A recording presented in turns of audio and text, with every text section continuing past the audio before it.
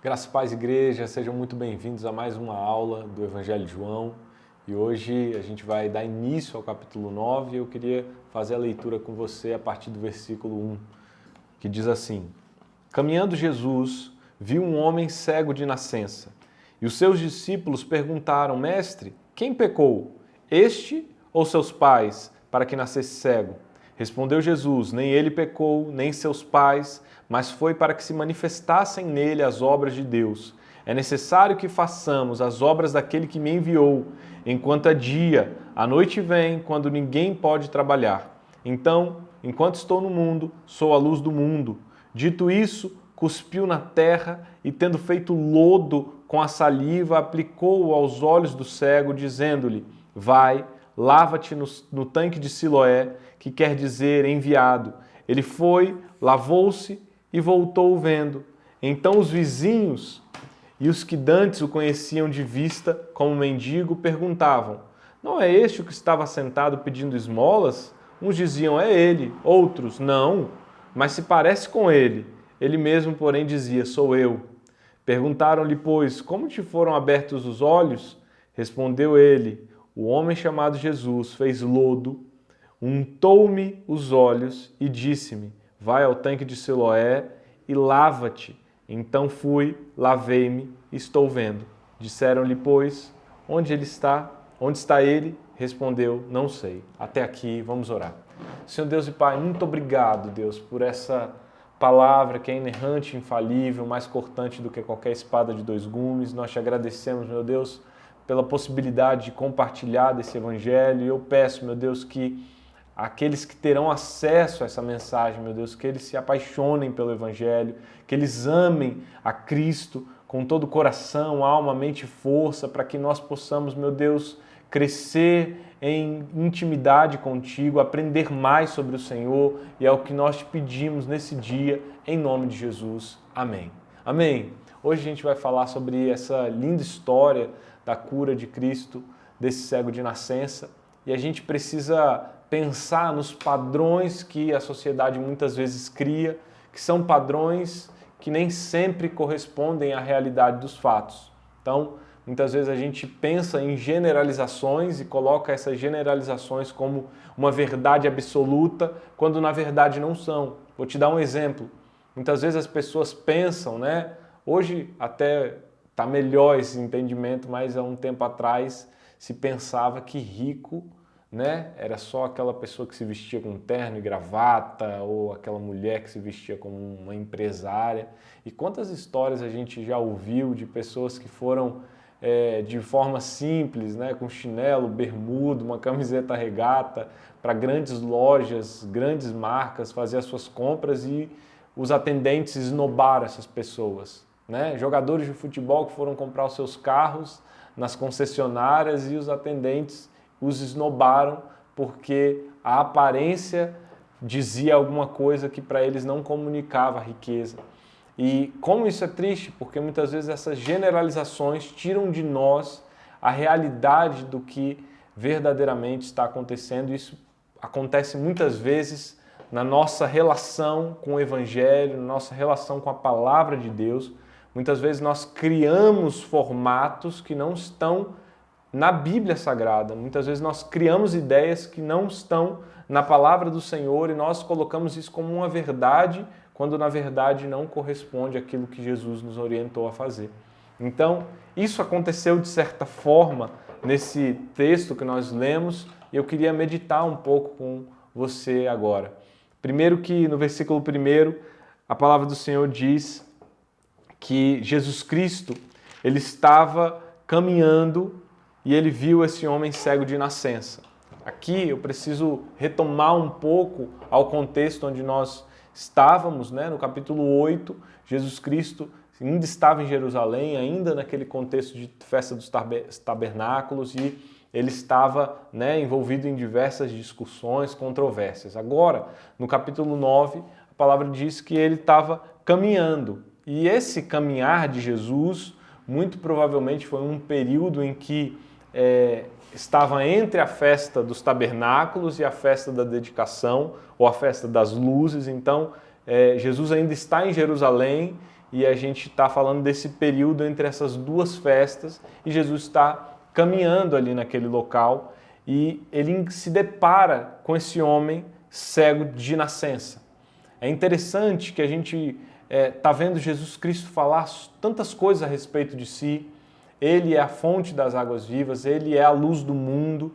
Então, ele se encontrar com um cego de nascença também é um sinal de que Jesus Cristo se encontrou conosco, cegos pelo pecado, e nós precisamos desse Cristo que é o único que pode nos curar, nos livrar dessa cegueira e trazer luz sobre as nossas vidas. E é por isso que quando nós aceitamos a Cristo ou reconhecemos Cristo e entendemos o Evangelho, nós somos iluminados por esse Cristo. E João, no prólogo do seu Evangelho, ele já falou isso, que Cristo era a luz dos homens e diante da luz as trevas elas perdem, elas não prevalecem. Então Jesus se depara com esse cego de nascença. E quando ele se depara com esse cego de nascença, logo no versículo 2, os discípulos começam aquele julgamento que nós falamos agora no início do vídeo. Eles olham para esse homem e perguntam para Jesus o seguinte: quem pecou? Foi esse homem ou foram seus pais que pecaram para que ele nascesse cego? Naquele período, havia um pensamento muito predominante de que pessoas que tinham algum sofrimento ou algum tipo de doença, enfermidade, elas eram pessoas que estavam em um contexto de pecado. Algum tipo de pecado afligiu essas pessoas para que elas entrassem nessa condição, né? Tanto de sofrer ou de experimentar alguma enfermidade. E a gente precisa analisar isso com calma e com cuidado, porque na palavra de Deus nós, obviamente, vamos ver muitos casos onde se tem uma relação entre pecado e sofrimento, pecado e doença.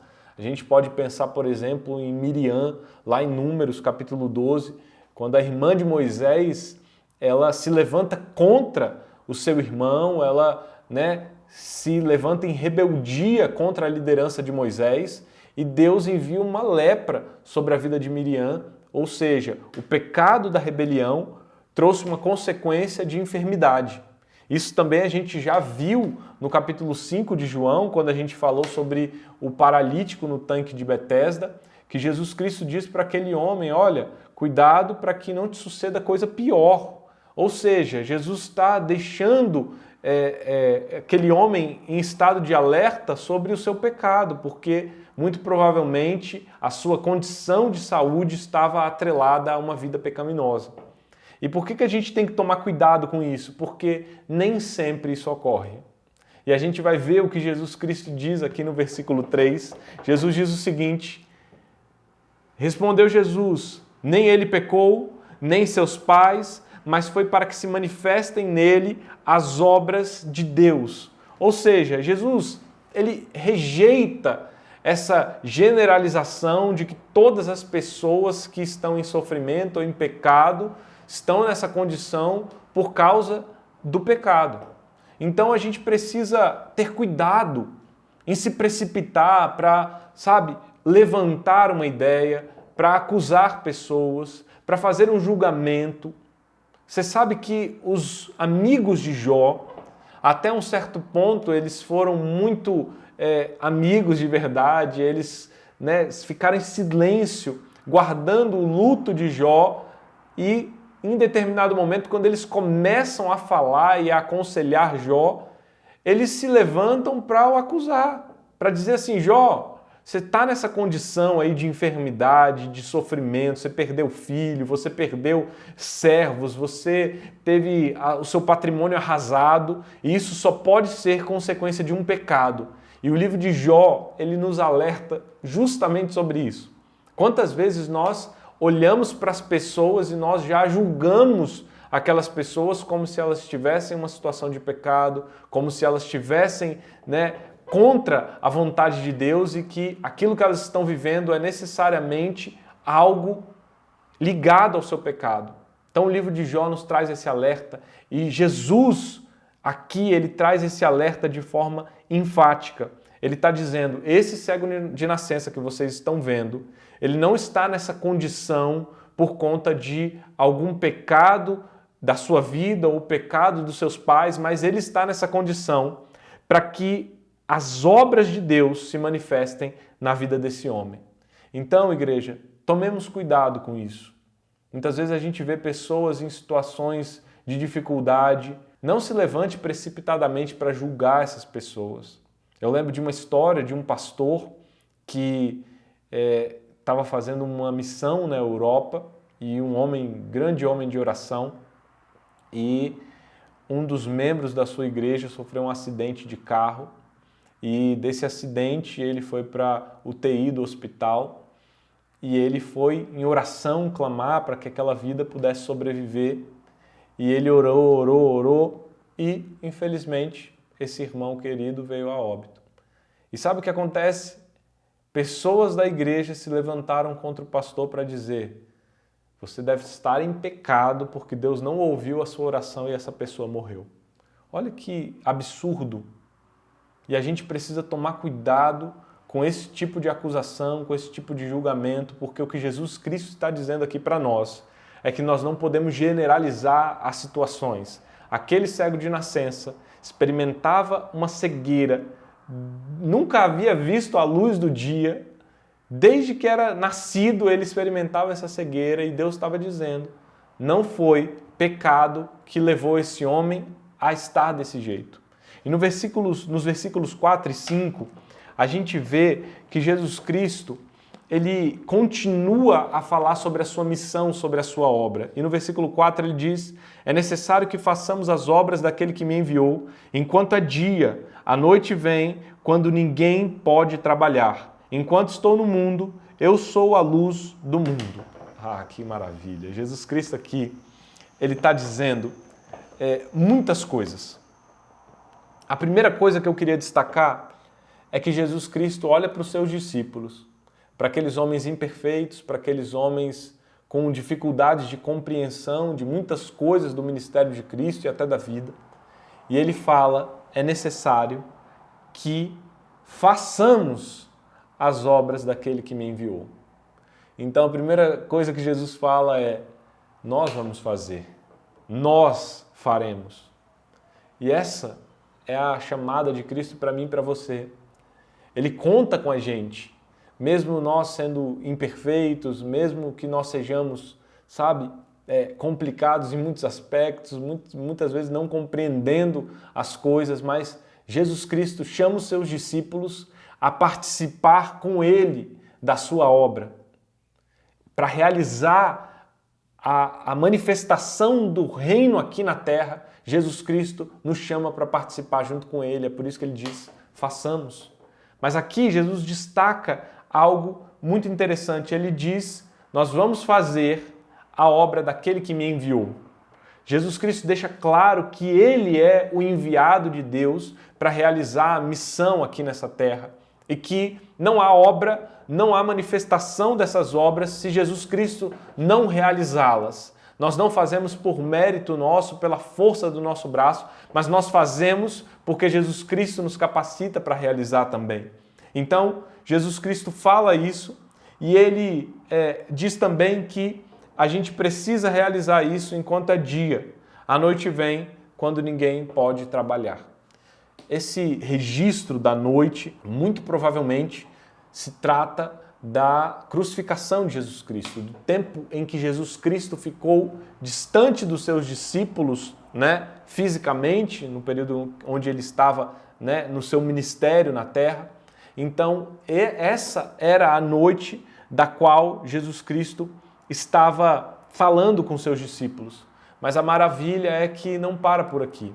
Jesus Cristo, ele enviou o Espírito Santo e hoje nós temos a certeza que a obra de Cristo continua através da ação poderosa, divina do Espírito Santo, que convence do pecado, da justiça, do juízo, que derrama os seus dons, que fortalece, que consola. Então essa obra continua.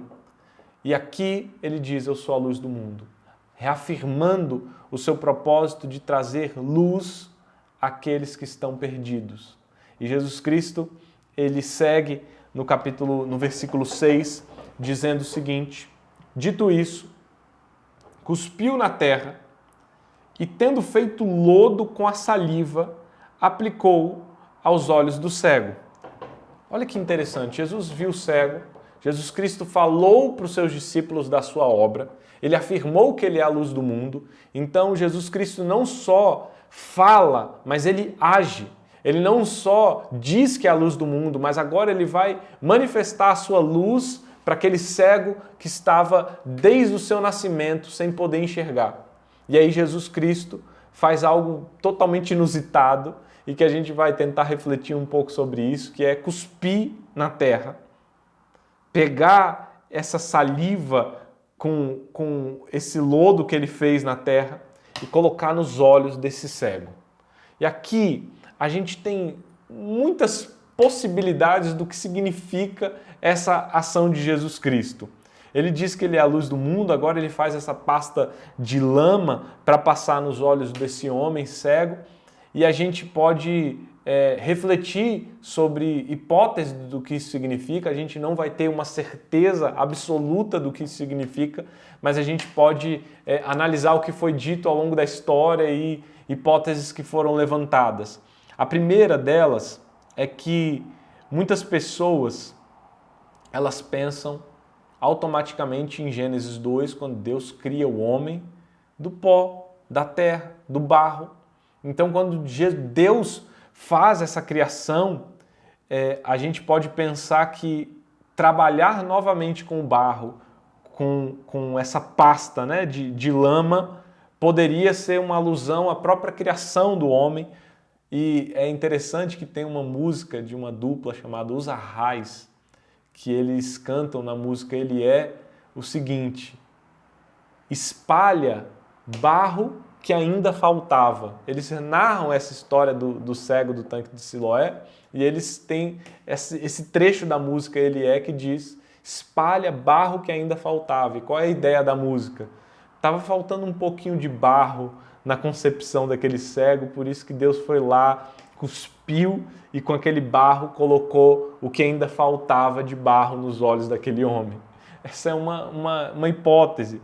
A outra é que Deus ele queria piorar a situação do cego. Da mesma forma como Elias, quando vai fazer o seu clamor para que Deus envie fogo, ele coloca água no altar. Então, Deus muitas vezes ele dificulta a sua ação para mostrar que ele é Deus e que ele faz o impossível. Então, quando Gideão, por exemplo, vai para a batalha, Deus fala, tem muita gente aí, tem muitos milhares nesse exército, vamos trabalhar só com 300. Então, Deus muitas vezes faz isso e um reformador, ele tem essa ideia, né? Ele levantou essa hipótese que Deus talvez cuspiu no barro para que dificultasse ainda mais para que aquele homem pudesse ver. Se sem barro já era impossível, com barro ainda seria mais impossível ainda. Outra possibilidade é que havia uma tradição naquele período também de que a saliva de um primogênito ela poderia ter propriedades curativas. Então, Jesus, como o primogênito do Pai, ele teria o poder, através da sua saliva, de operar algum milagre, alguma cura. E também, uma outra ideia, ela reflete sobre a contaminação, sobre a impureza da saliva. A saliva é algo que, na tradição judaica, é entendido como algo impuro, como uma sujeira. Mas eles entendiam que se essa saliva estivesse nas mãos de alguém que tivesse uma autoridade, aquilo poderia ser um instrumento de bênção. Então Jesus Cristo, que é aquele que toca no leproso, que toca no morto, ele seria a representação daquele que transforma algo impuro em uma bênção. Eu não sei qual é a hipótese das que eu coloquei aqui que mais te agrada ou mais te faz pensar, mas a ideia que eu quero que você reflita é: Jesus Cristo cura. Independente do lodo, ele curou com a palavra, ele curou dando a ordem, ele curou tocando, ele cura de todas as formas. E eu acho que aquilo que nós precisamos compreender é isso: Jesus cura, Jesus faz o impossível. E no versículo 7, a palavra do Senhor diz que Jesus dá uma ordem para esse homem Jesus disse para esse homem o seguinte: vai, lava-te no tanque de Siloé, que quer dizer enviado. Ele foi, lavou-se e voltou vendo. O tanque de Siloé, ele tem muitas peculiaridades. Uma delas é, ele ficava na região sudeste, ele ficava a sudeste da cidade de Davi. O tanque de Siloé era o local onde nós vimos aqui que na festa dos tabernáculos se fazia a cerimônia das águas e se enchia um recipiente com água e essa água vinha do tanque de Siloé.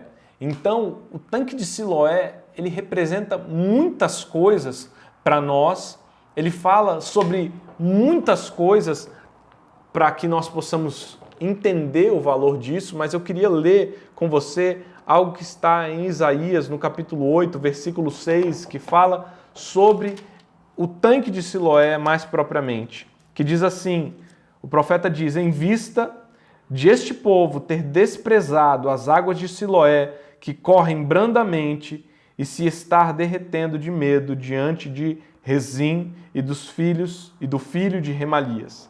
Aqui o profeta fala sobre as águas do tanque de Siloé, ou as águas de Siloé, que foram rejeitadas e que elas fluem mansamente.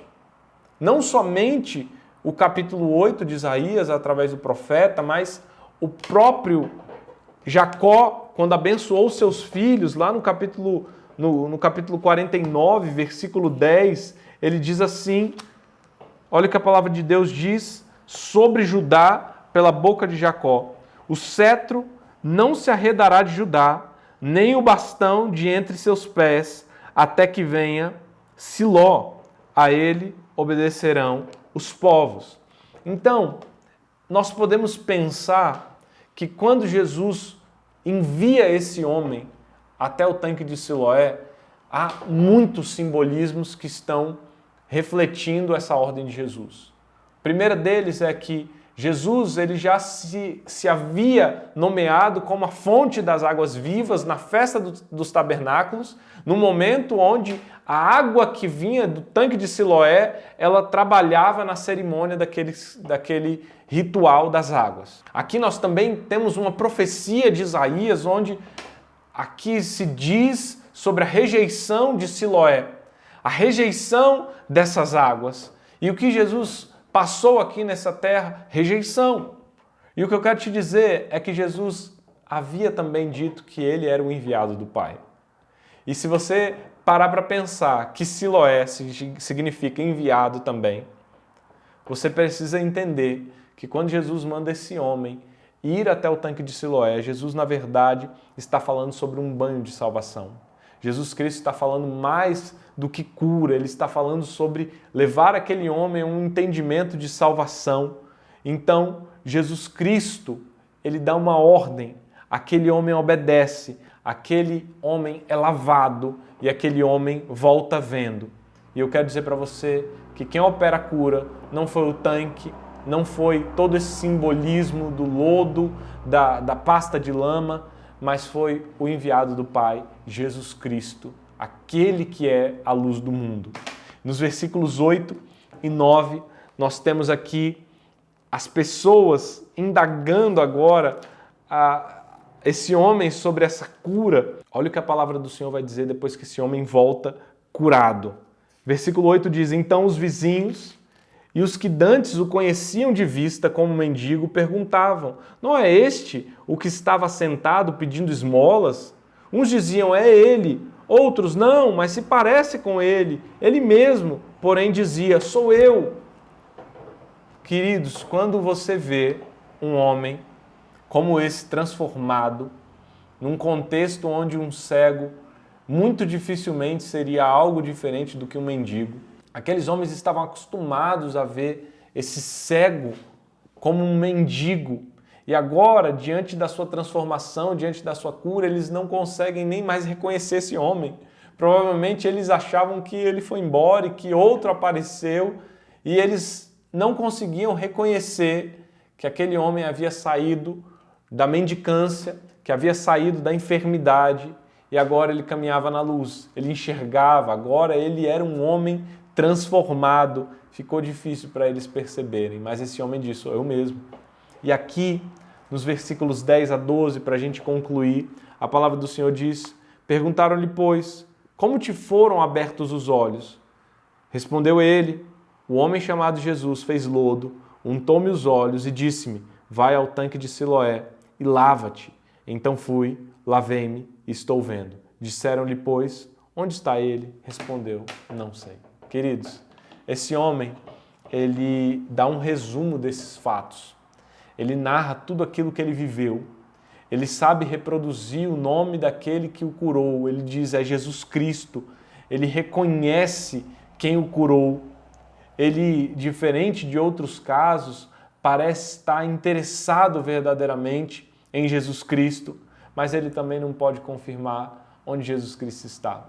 Quando perguntam onde esse homem está, porque obviamente essa cura despertou um interesse grande, profundo, mas ele não pôde saber onde Jesus estava. E aqui nós encerramos essa sessão, esse início do capítulo 9, e eu concluo dizendo para você, vamos amar mais ao Senhor. Vamos olhar para a vontade do nosso Mestre.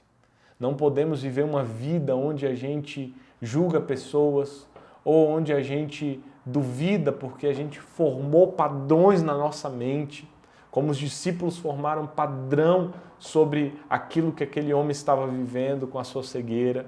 Nós não podemos ser esses homens, nós temos que ser pessoas que participam da obra de Cristo. Jesus nos chama a ser participantes dessa obra e se nós somos participantes, nós devemos também ser luz para o mundo, ser sal para essa terra e transformar a vida daqueles que estiverem ao nosso redor. Então hoje eu te convido a ser alguém que fala menos, julga menos e se importa mais e age mais, como Jesus Cristo. Não sei se você vai querer cuspir no chão para curar um cego, não te recomendo a fazer isso, mas eu quero dizer, Deus derramou sobre as nossas vidas uma autoridade para também sermos aqueles que podem dizer, ó, vá ao tanque de Siloé, porque lá você vai ter um encontro com a salvação e não somente com a cura. Vamos orar? Senhor Deus e Pai, muito obrigado por estarmos reunidos aqui nesse ambiente virtual. E eu oro pedindo que cada vida, Pai, que tiver contato com essa palavra, possa ser ricamente edificada, abençoada, tocada, e que essa palavra, meu Deus, gere cada dia mais, Pai, um interesse, cada dia mais, meu Pai, um desejo de conhecer o Senhor, se aprofundar na Tua revelação e, Pai, amar o Senhor. É o que eu te peço, meu Deus, em nome de Jesus Cristo. Amém e graças a Deus. Deus abençoe sua vida.